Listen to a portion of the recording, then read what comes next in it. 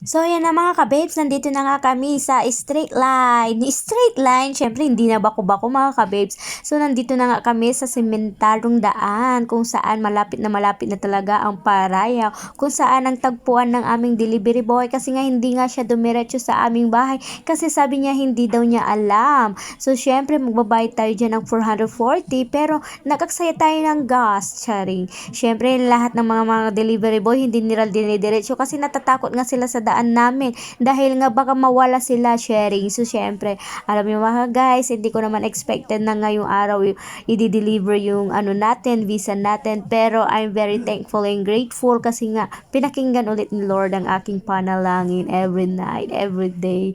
So ayan na nga, marireceive ko na rin agad-agad ang aking pinakaiintay na visa. Syempre, welcome to United States of America. Yan na guys.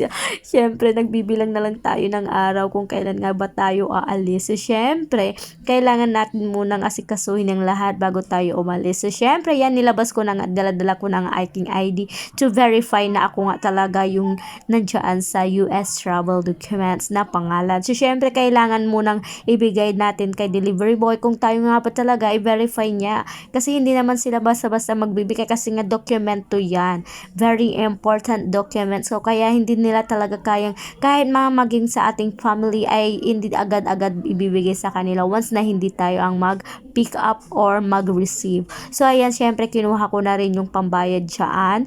It's 440. So, syempre, tumawag dyan. Umaga pa lang, tumawag na si kuya. And that's a very, very wonderful gift for me. Kasi umagang-umaga pa lang, kakagising ko lang, ay tumawag na agad si Kuya LBC. And ang sinabi na nga is US travel documents. So, talagang wow, unexpected. And pero talagang yun ang prayer ko kay Lord na sana this birthday ay marireceive ko na ang aking visa. And then nga, hindi nga ako binigo ulit ni Lord. Talaga binigay para ulit sa akin. Talagang very, very thankful talaga ako kay Lord. Napaka-bless ko talaga kay Lord. Ang lakas ko talaga sa Kanya. So, ayan, binubuksan ko na nga ang best gift para sa akin. And that's it's my visa.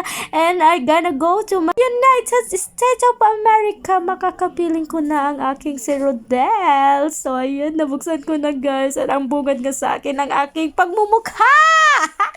So, ayan, grabe yung tuwa ko dyan. Hindi nyo makikita yung tuwa ko guys. Pero super, super, super happy ako. So, thank you for watching. Hanggang dito na lang. Bye-bye!